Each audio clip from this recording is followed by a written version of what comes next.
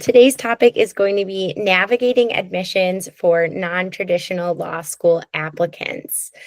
So today we really want to cover the law school admissions timeline, what aspects of your application are due and when, how to build a strong application narrative, telling your story, highlighting your journey to increase your chance of acceptance, how to secure strong letters of recommendation, and how to write a compelling personal statement.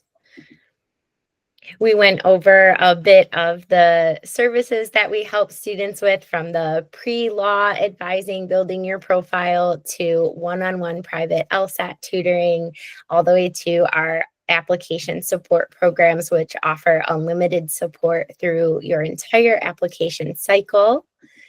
And today, two of our consultants are joining us. I'd love for them to introduce themselves to you. They're going to be walking you through this presentation today, so I'll hand it over to both of you.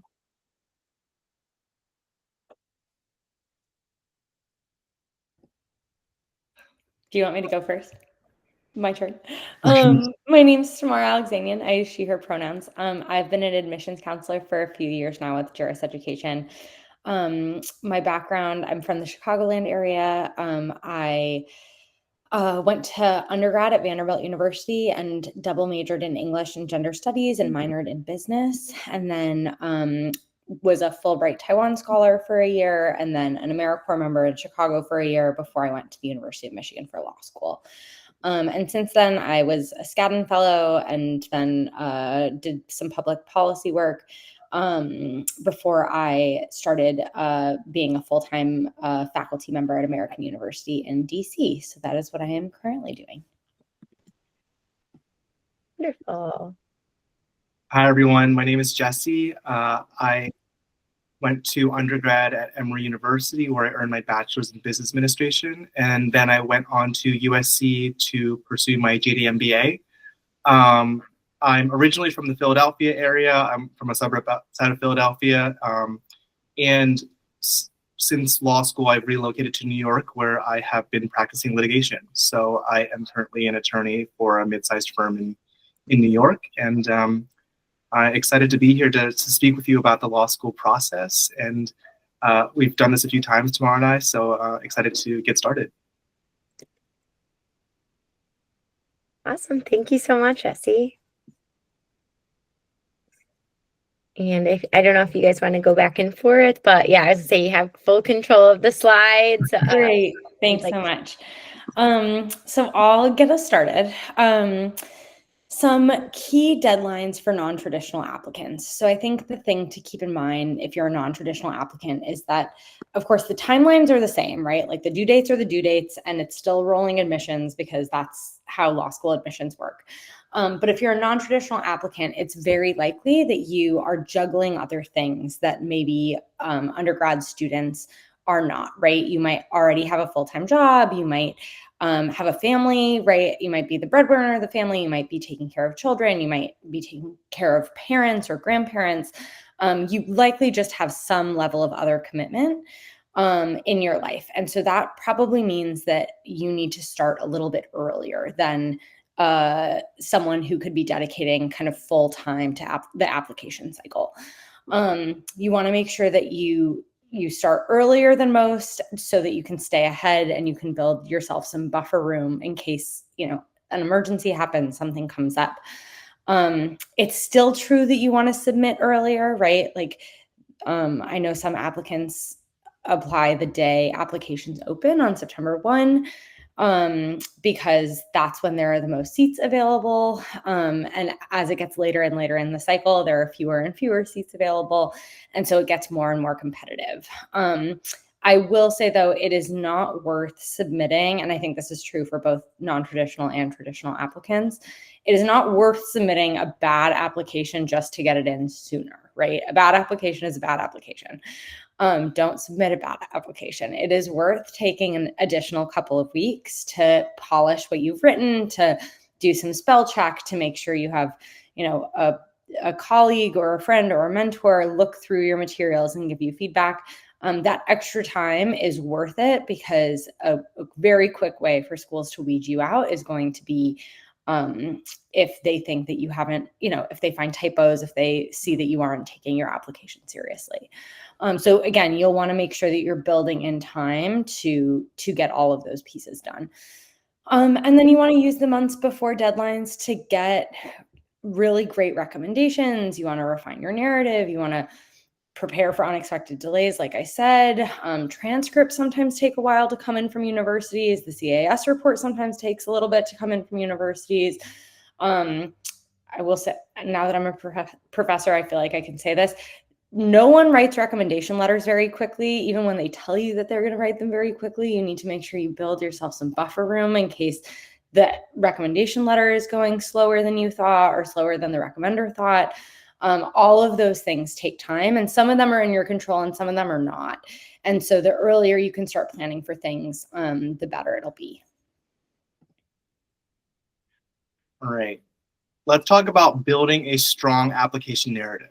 So the one benefit, I think, and the one of the major benefits of being a non-traditional applicant is that this gives you a real opportunity to create a compelling story. Not that, traditional applicants can't write a compelling story, but you've had lived experiences that can make you very unique and very attractive to a lot of law school admissions committees. And so it's important to really think about and distill down all of the different miscellaneous experiences you may have had in the past and come up with, a core story that really gets to who you are and showcases your strengths and why you will thrive in a law school environment.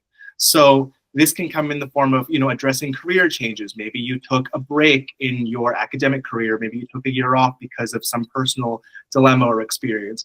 Maybe you pivoted from one industry to another. Maybe you've been working for a very long period of time, and so you have a lot of experience to draw from. But demonstrating your adaptability, your purpose, and distilling down all of the things that you've learned throughout the course of your life, that's going to be what will make your narrative the strongest. So think about your personal statement as sort of like the opposite, in a way, of your resume. Your resume is going to be like a list of all of your accomplishments, like a bird's eye view of everything you've accomplished. And your personal statement is going to be a deep dive into who you are, into a particular experience. So while you have a lot of experience to draw from, your personal statement is really going to be a deeper dive into a particular experience that kind of defines who you are. So think about that in that context, and also make sure that your letter of recommendation also reinforces all of the strengths that you've mentioned in your resume and also in your personal statement, so that it's a cohesive whole when you submit it to the law school. So in the end, as a non-traditional applicant, you have a lot of strengths to draw from. So make sure that you put your best foot forward and think about how you can come up with a compelling narrative based on your lived experience, based on all the things that you've experienced that perhaps traditional applicants may not have experienced. And that was what's going to set you apart.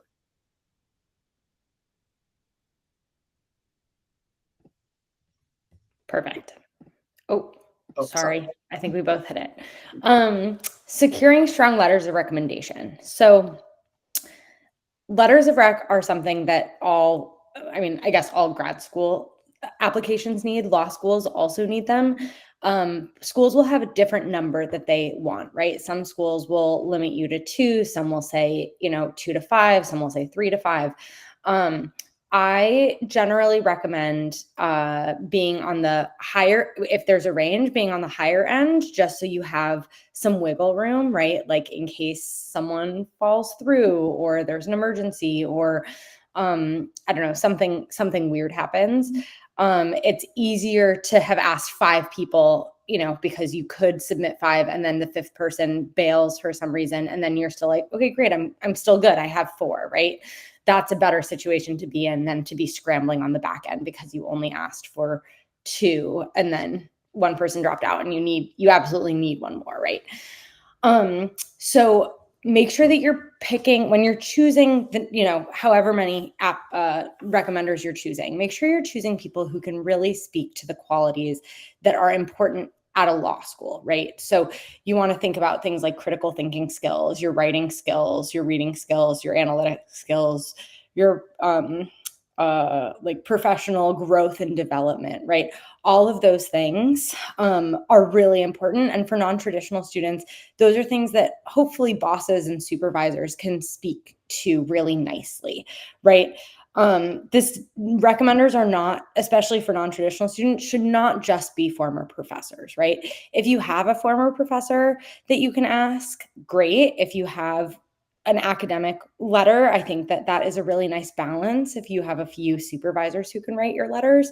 But I think sometimes non-traditional students are like, I need all of my recommenders to be from undergrad, and I'm 10 years out. I haven't been in touch with them that much.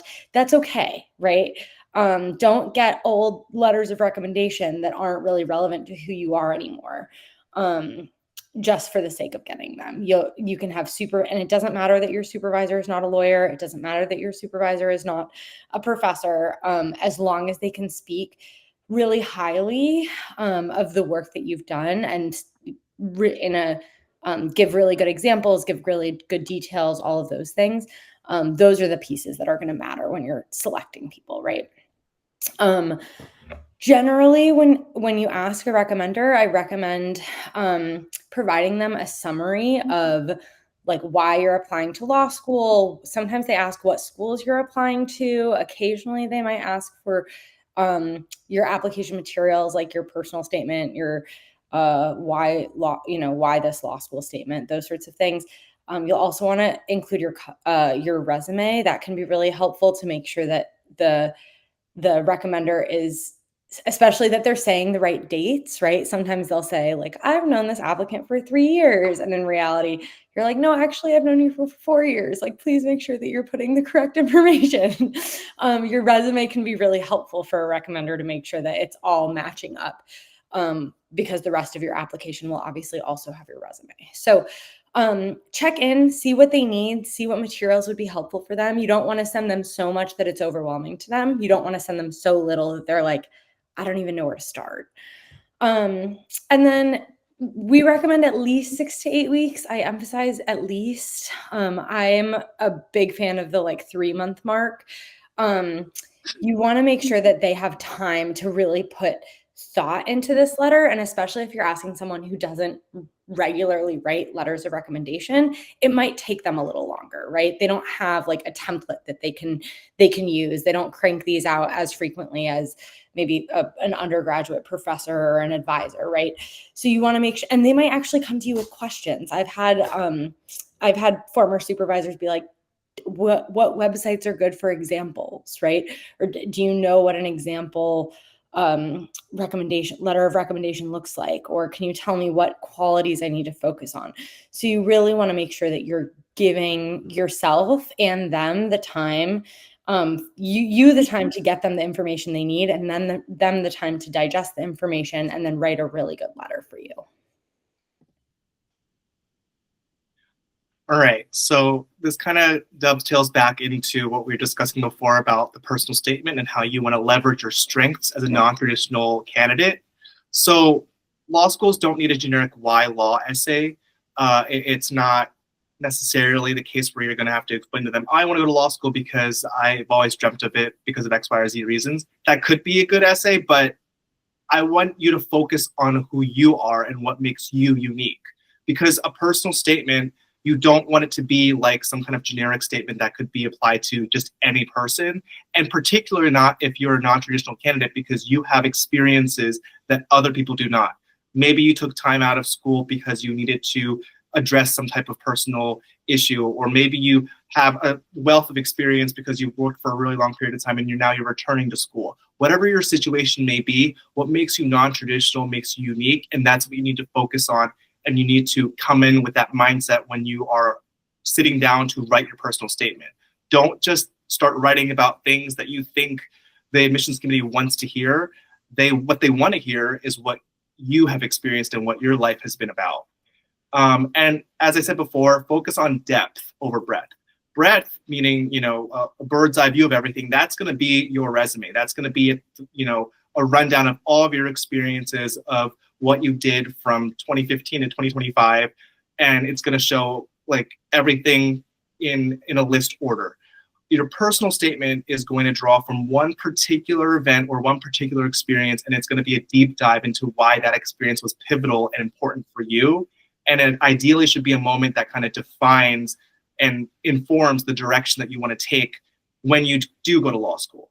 There could be some component in your personal statement or even in a supplemental essay that kind of suggests that or points to how you want to use your prior experiences or your educational background to inform your future legal practice potentially. That's something that I did. It's not necessarily the case in every case, but that could be, fodder to utilize and leverage in order to create a really compelling statement. So for example, for me personally, I spoke about my major in college being business in Chinese, and that naturally aligned with immigration law. Some people may talk about how they started their own company, or maybe they worked on their family farm, or they worked for, X, Y, or Z vendor in their business experience. And maybe you can speak to how that could inform a future practice in perhaps like working as a counsel for a startup or working in agricultural law. There are tons of different types of experiences, and particular for you as a non-traditional candidate that you can draw from. Just make sure that when you do come up with that focus, make sure it's deep and it goes into depth as to who you are. And also, if possible and if applicable, maybe suggest how that can apply to a future legal practice and how your lived experience as a non-traditional candidate really makes you primed to be a really strong attorney at law in the future. So think about those things when you dive into your personal statement narrative.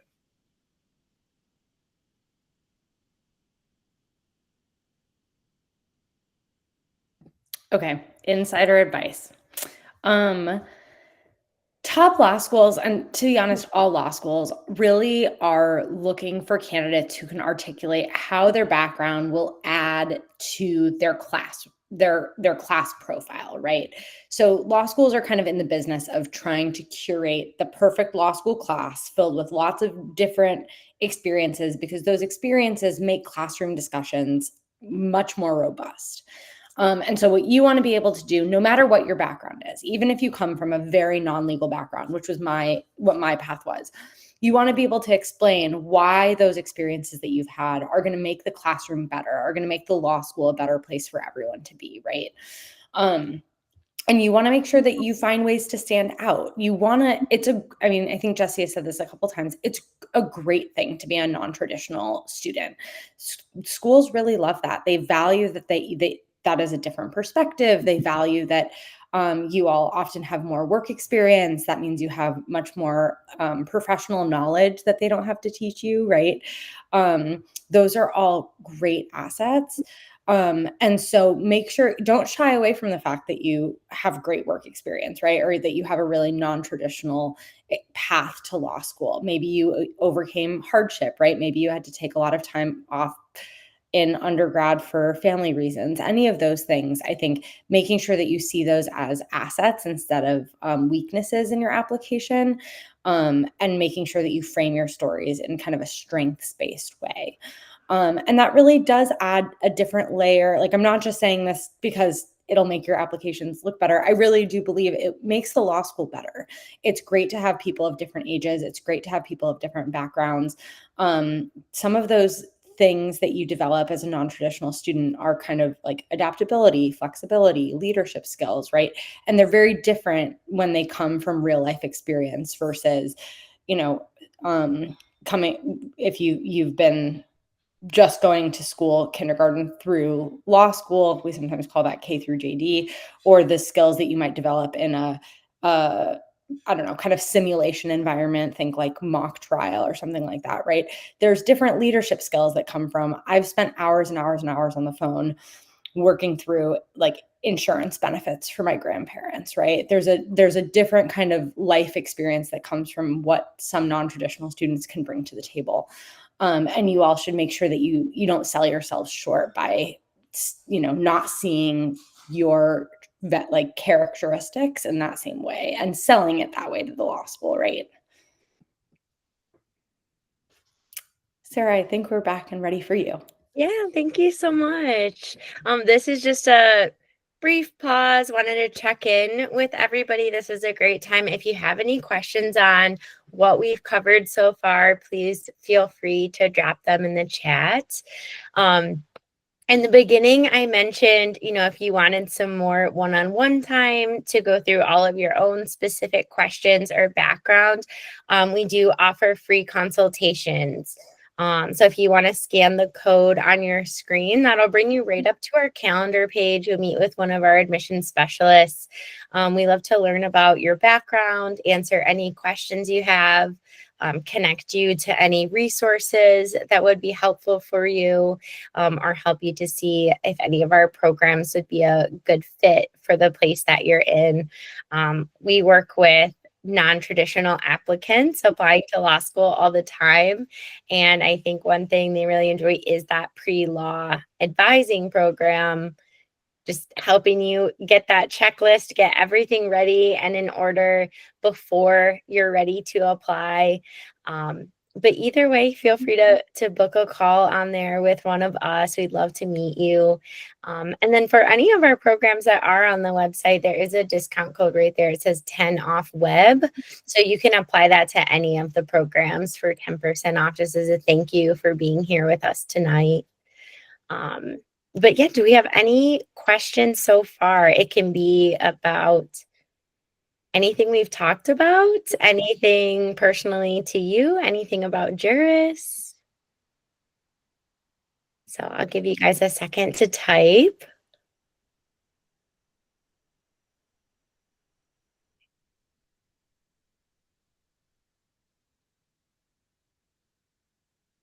I did see a hand raised, but I think we only have the chat setting on.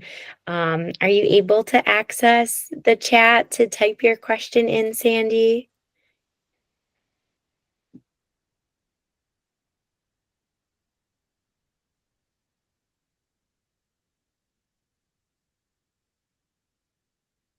Well, I can keep an eye on the chat as we go forward. So I am going to let our presenters go ahead and move forward with their next slides, but we will pause again at the end. So feel free to just drop them in as we go. And I promise we'll cover all your questions at the end. So thank you, Tamara and Jesse. If you want to keep leading us through, that would be great. Yes. All right, I will click. All right, so addressing gaps and career changes. And I think Tamara kind of covered this a little bit as well, but when you're a non-traditional candidate, you have a wealth of experience and knowledge to draw from. So the key really is going to be in your application highlighting transferable skills. As Tamara had said, you don't have to have a legal experience or background, but it's important for you to be able to communicate to the admissions committee why your skills and your experiences will allow you to thrive as an attorney or as a law student. Those problem solving, those critical thinking skills, those analytical abilities, that will demonstrate intentionality, and that will really fortify your application because it will show the admissions committee, hey, I have all of these skills, and these skills are actually relevant to my future practice as an aspiring attorney. And here's why. That is a great way to really bolster your application and show them that you've got what it takes. Another thing to keep in mind also as a non-traditional candidate is that you can draw from a lot of setbacks that you've experienced. Acknowledge in your personal statement, it's always important to have a point of tension. It's not good to have an application essay that is 100% all about you gloating about your wins and your amazing achievements. And it's also not good to just have an application that is just you complaining about everything that went wrong with your life or what you've messed up in. And actually, I was listening to this podcast by Dean Zierfoss, who's actually the Dean of University of Law School of Michigan, University of Michigan Law School, sorry. And she was talking about how she was running through all these applications about how some of them were non-traditional candidates who, didn't have the best LSAT or the best best GPA, but they explained how they went through these, really difficult hardships and difficult trials and tribulations in their lives, and she was saying, how it's important that they relate those stories because that highlighted how they would certainly contribute to the classroom. And she said that, one of the students' applications that she, read in her podcast, she didn't go through the whole thing or name the person in particular, but she discussed how that person's experience and their letters of recommendation and their personal statement really drove through the point and really, shifted the needle in favor of admitting that student as opposed to not admitting them, even though their LSAT and their GPA weren't really that close to where the median should have been. So that, those are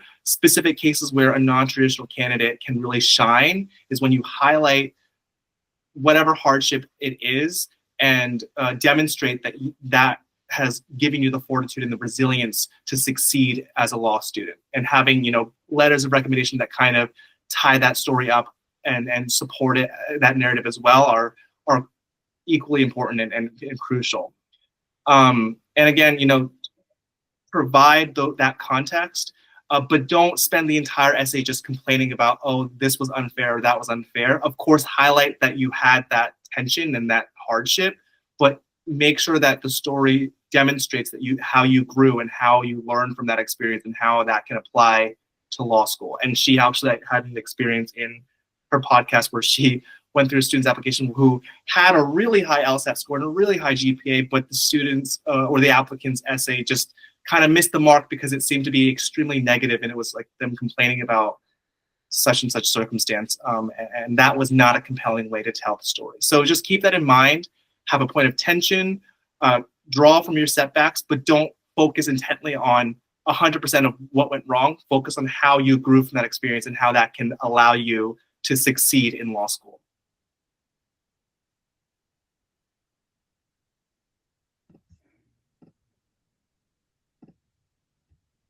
Oh, I'm so sorry. I'm going the wrong direction. Okay. Strategic application timing.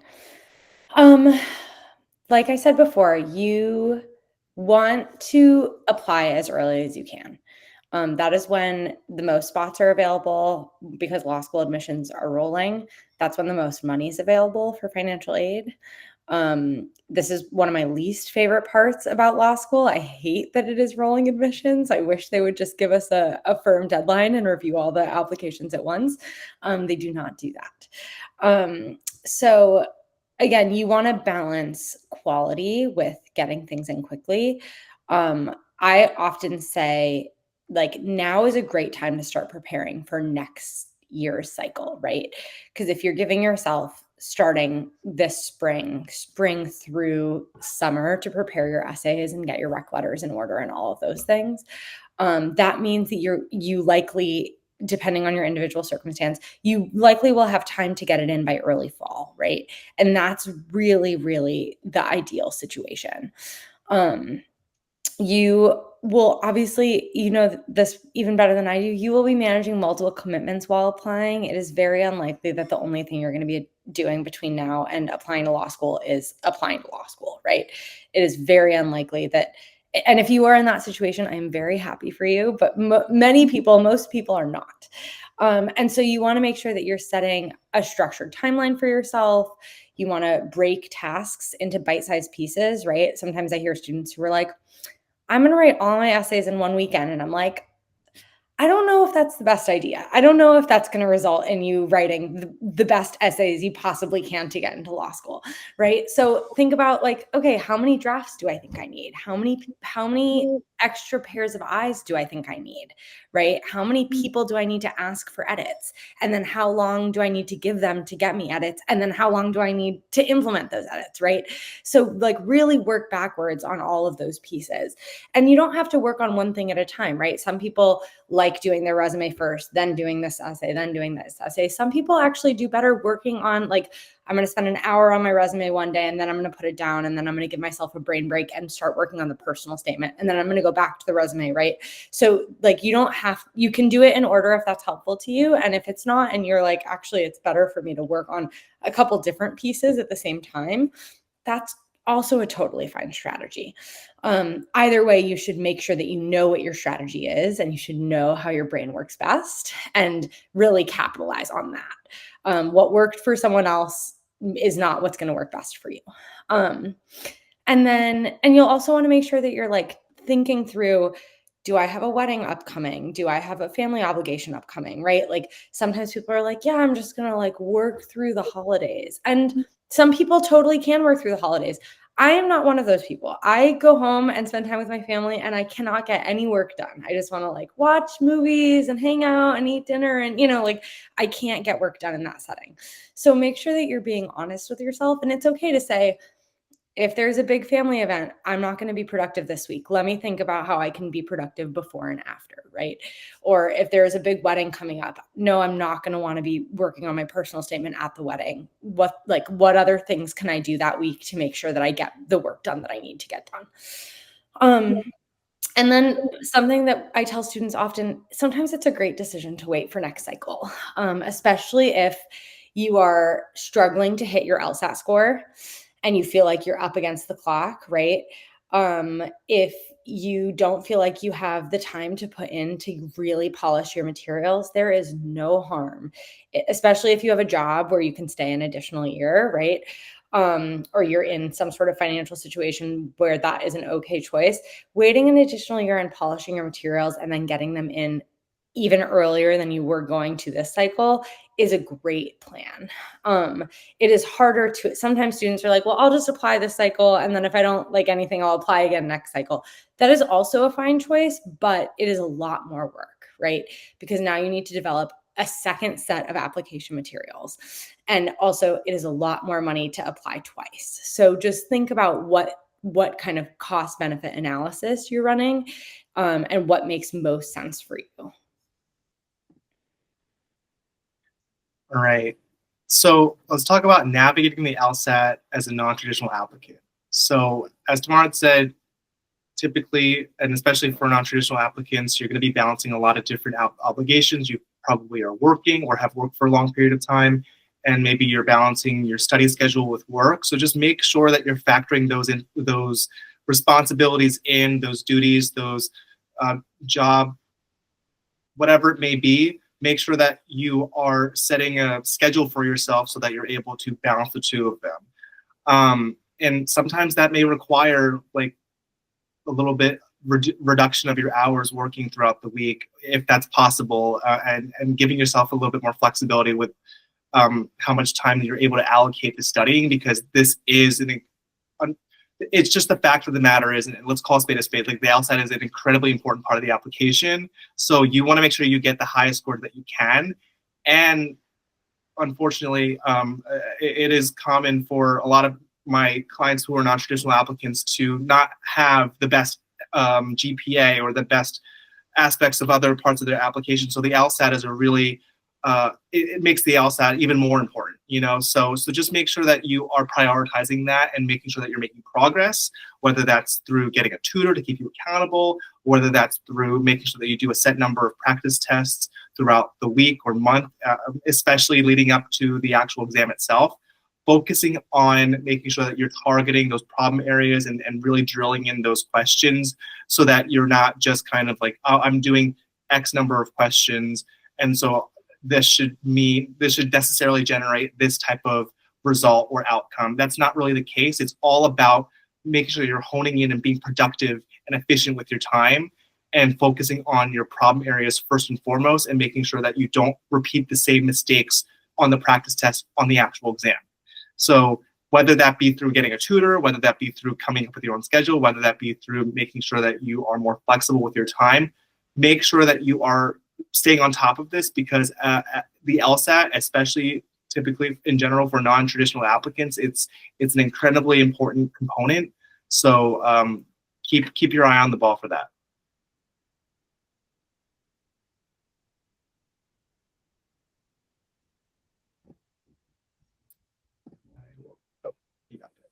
Oh, it's lagging now.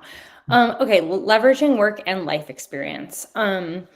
You want to make sure that you are, like I said before, turning all of your experiences into assets, and especially your professional experience, if that's why you're a non-traditional applicant, right? Highlight the leadership skills that you've developed, highlight the problem-solving skills that you've developed. Honestly, communication skills, I think, are some of the biggest things that people develop in a workplace.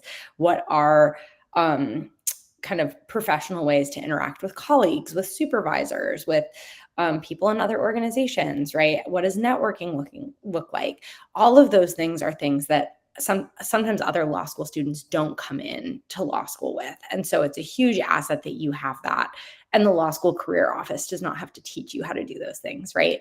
So make sure that you understand them to be an asset and that you are talking about them in all parts of your application as an asset.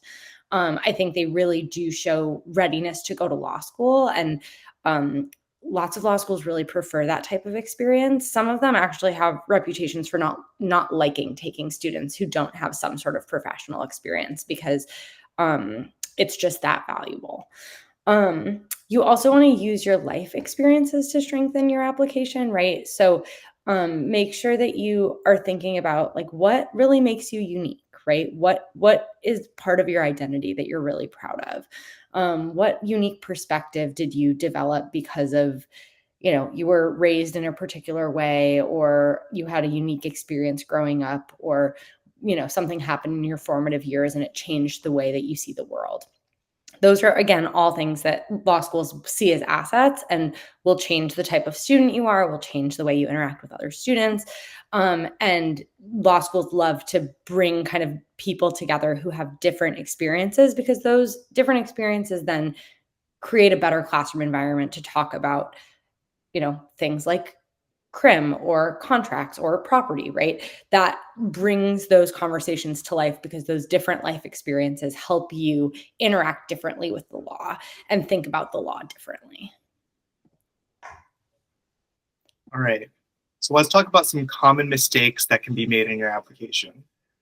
As a non-traditional applicant, as we've discussed time and time again this session, you're going to have a breadth and a long list of experiences to explain and to provide in your application. And that necessarily means that there's maybe a probability that you have gaps or changes in your resume or in your career that that need more explanation. So it's important to address those gaps or changes when necessary, and to frame them, as we said time and time again, as growth opportunities.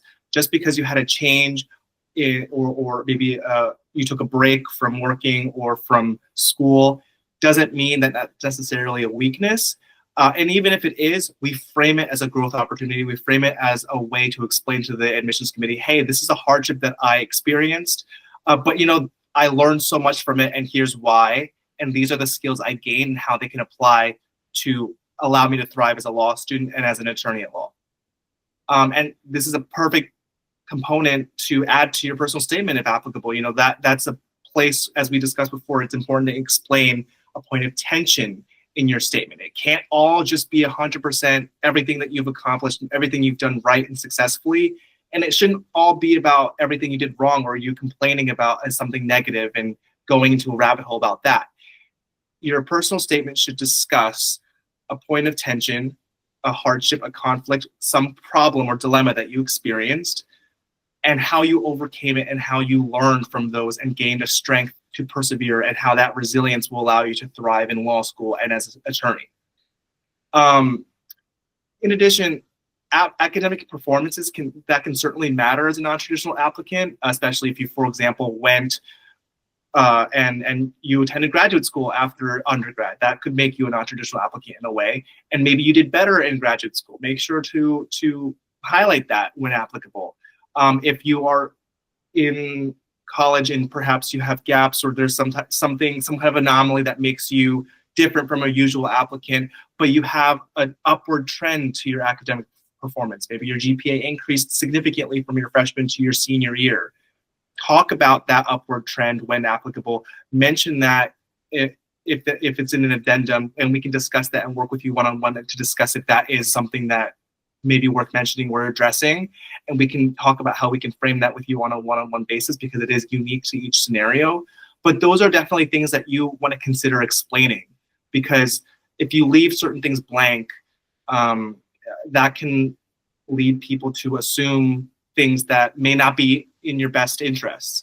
And so instead of allowing them to kind of think about, oh, maybe they had a gap because they were just lazy, or they didn't want to do something, or whatever negative reason, instead of allowing people to assume those things, address them if appropriate, and we can come up with a way, as consultants at Juris, it's our job to help you formulate the best way to convey those necessary changes or gaps, to explain them so that they're not raised as red flags when your application is ultimately reviewed.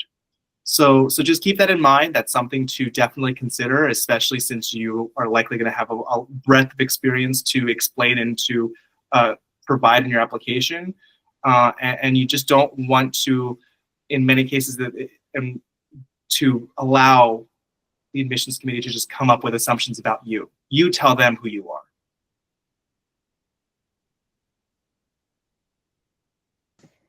Okay, things that can help make your application more competitive. Some of these are within the application, right? And some of them are outside of the application, but still are things that the law school will consider kind of in their files, right? So attending virtual information sessions, or even in-person ones, I think those are finally coming back these days. Sometimes that can mean going and visiting, right? Being connected with a current student. Some schools have programs kind of like that. Being connected with an alum. All of those things can be really helpful and can put you kind of on the school's radar, which is generally a great thing. You want to think about if you need a school-specific strategy. Like I was saying, some schools have really specific types of candidates they're looking for, or traits that they value, right?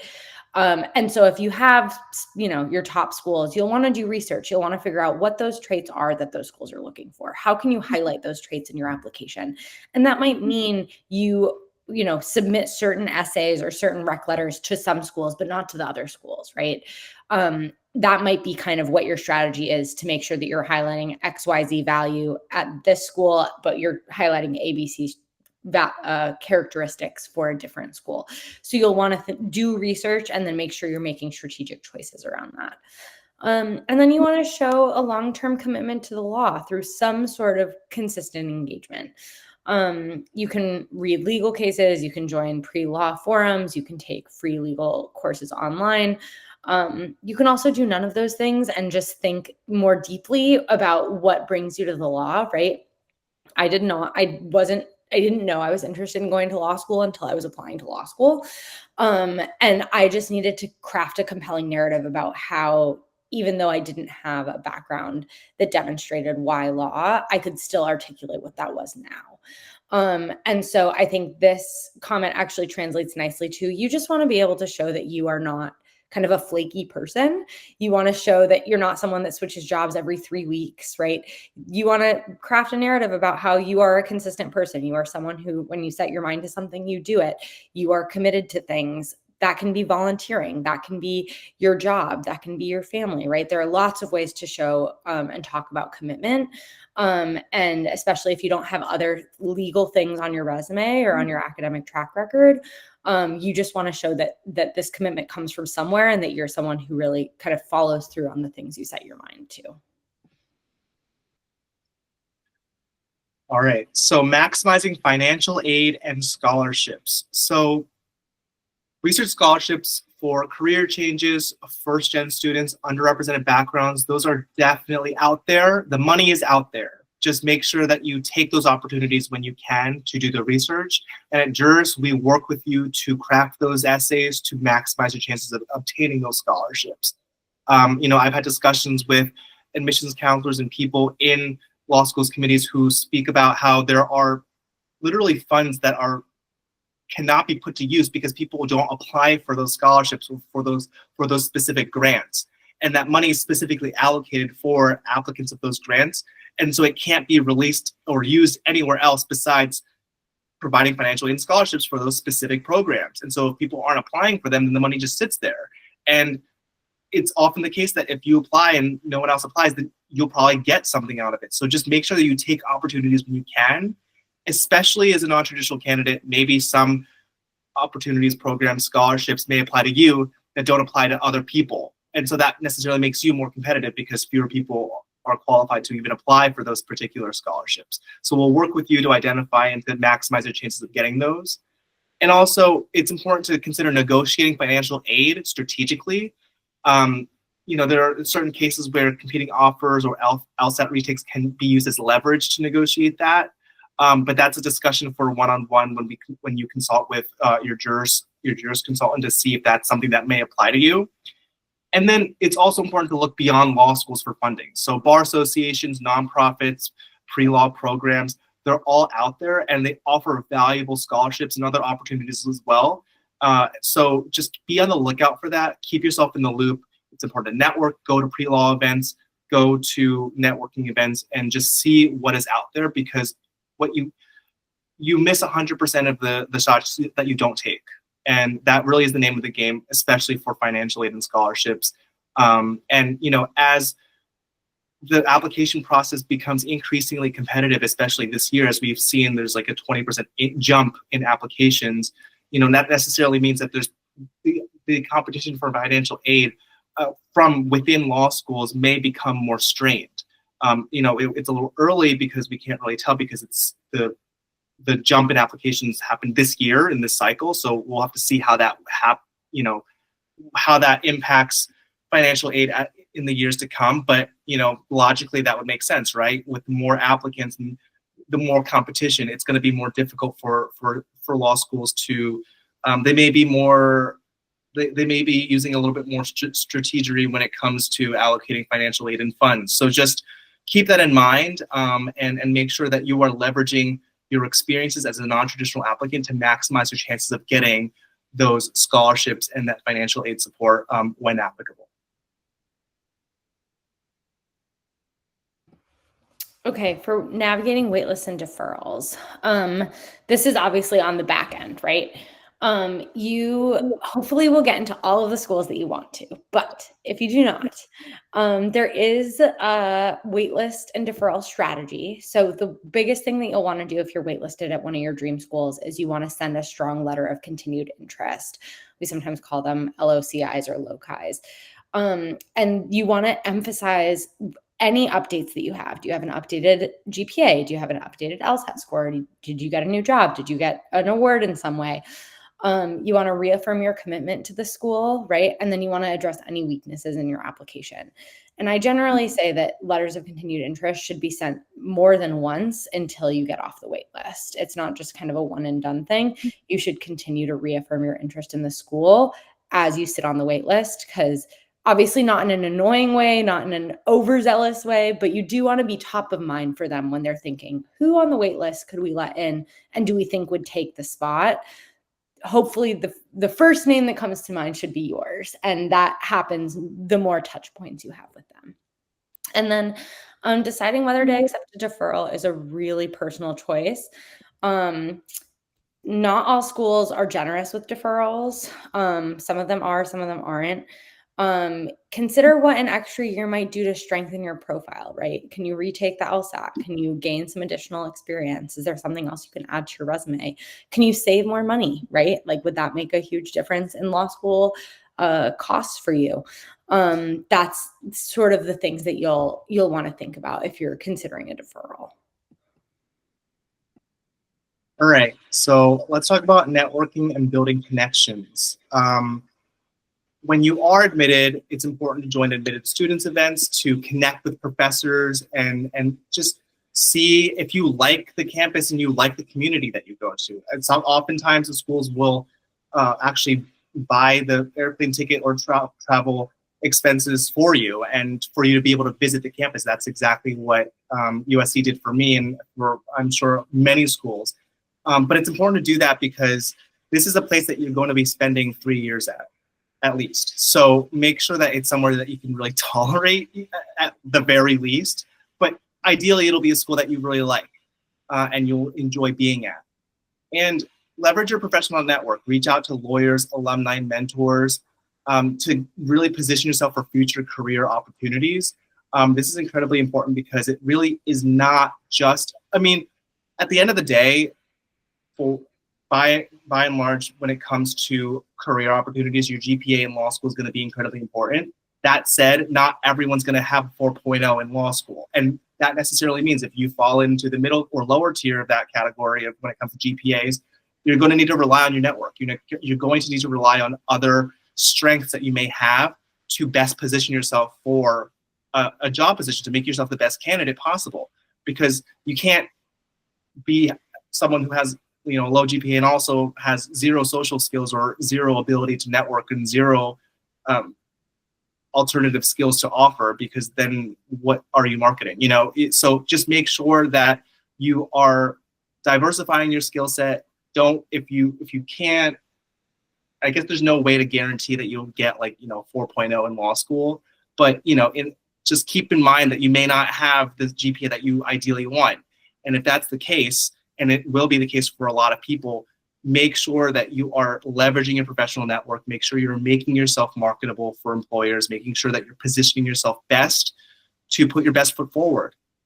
Because you don't want to put all your eggs in one basket, and you don't want to be like, oh, well, I'm definitely going to get a 4.0 in law school, and then I'll just be set for big law or whatever job opportunity that I want. That may not happen. And so you always want to have something in your back pocket. You always want to leverage your professional network, and you always want to be able to have and cultivate a stronger skill set in terms of interacting and being able to speak with people. Because when you eventually do enter the workplace, I think this is mainly for people who have limited in their job experiences. You're going to be working in an organization that necessarily requires you to interact with other people, and people are not going to want to hire you if you don't have that social skill set. So just keep that in mind, and just keep yourself up to speed when it comes to broadening your network, speaking to alumni and mentors and other lawyers in the community.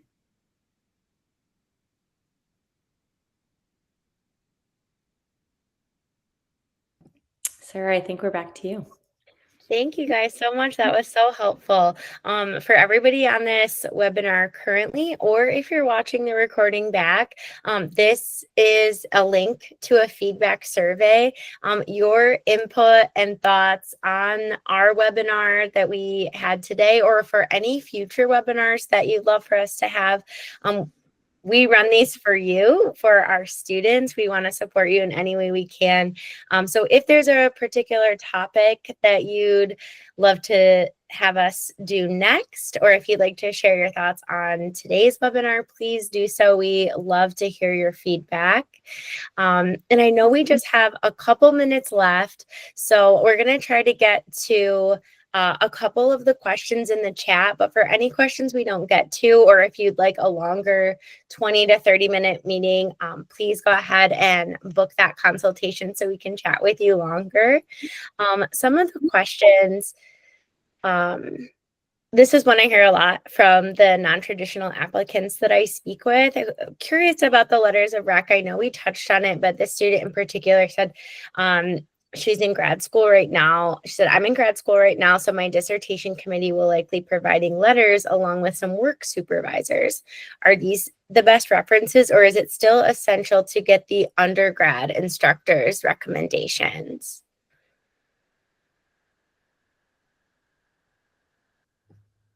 Any thoughts? Do you want to take this one, or do you want me to take this one?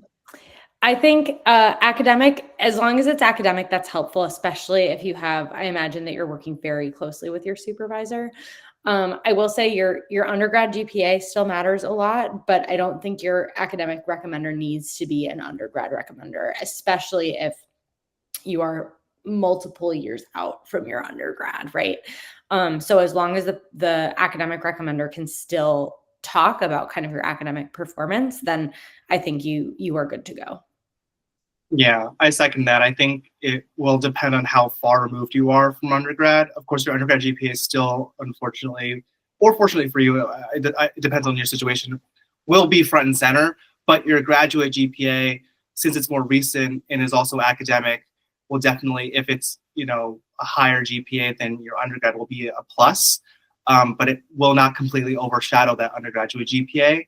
And I think, in terms of who you want to ask, it really depends on, again, how far removed you are from your undergrad experience, but also like the depth of your relationship with that particular professor. If you had that professor undergrad and it was recent and it was for multiple courses over a course of multiple years, and maybe your grad program was only like 1 year, and you are only recently out of undergrad, maybe that undergrad professor might be a better recommender. But if it's not that type of scenario where your graduate advisor or professor is someone you know very well and you've worked with for a very long period of time and who can attest to your character and your abilities as a student, then maybe that would be the better candidate. It's time for bed. Sorry, that was my Alexa.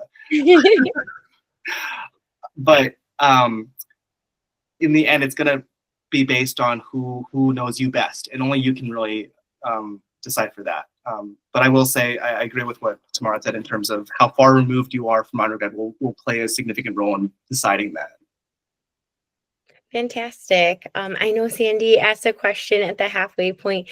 She was asking, how do you help with the personal statement? And I think maybe she was asking about this in general from jurists. And Sandy, I'm sure we could have a whole webinar just on personal statement or the application essays in itself. So with that specifically, Tamara and Dusty, do you want to mention like the writing process you like to take students through? Or typically I would say for students, I love how Tamara mentioned now is a great time to start if you're applying this fall. So I wanted to say, just as a general rule, if you were going to be applying to law school in 2025, now is a great time to start in our application program. But if you are going to be applying in 2026 or later, that would be great for pre-law advising, because we do like to get to know your background, take you through brainstorming, building a central theme, drafting, editing. So there's quite a lot that goes into it there. So just wanted to hear if you guys had anything else to add on that specifically. Yeah, I mean, I think Jesse and I would probably both say our processes are different, and they also depend on the student. It would probably take us another 15 minutes, and I know we're already over time, so I will not go into the details, but I think the answer is we kind of meet you where you are. I have some students who do tons of back and forth phone calls with me, or a lot of brainstorming calls, or lots of drafts, and I have some students who crank it out, and like we only go through 3 or 4 drafts and that's it. And that's all they really need help with. So it really does depend. Yeah, I think that's fantastic. And I would just say, Sandy, because we are like nearing the end here, I'd love to send you over, like we have tons of guides on our website to crafting a personal statement. I'm sure we also have webinars on the personal statement, but again, I'd love to sit and chat with you on one of those calls if you want to talk through specifics. And just last question, because it came up from 3 different people. Any thoughts on LSAT versus GRE or taking the JD Next route for these applicants?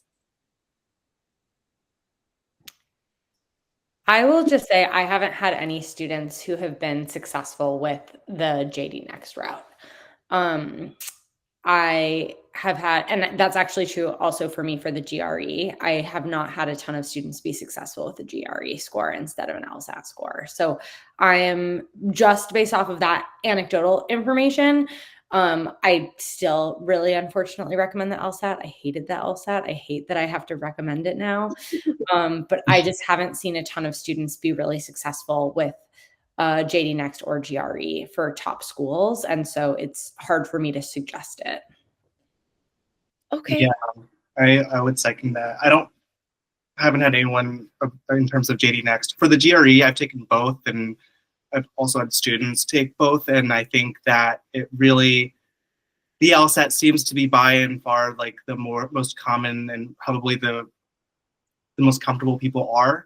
And I think now, because they've removed the logic game section, a lot of my clients have become, they're glad that section was removed, actually, because now the reading comp is like kind of doubled in a way, and it's more aligned with the way that they study and the way that they think. So I think the LSAT, because of that shift, has changed significantly, which makes certain people more comfortable with it now.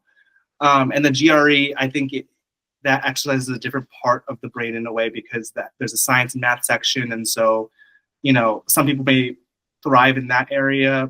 Some people like the LSAT more. But by and far, I think the LSAT has been the most common and the most comfortable people have been with. So I would kind of just second what Tamara said. Thank you so much. Really helpful. Thank you, Tamara and Jesse, for walking us through all of those topics for non-traditional applicants. That was super helpful. Thank you, everybody who joined our call today.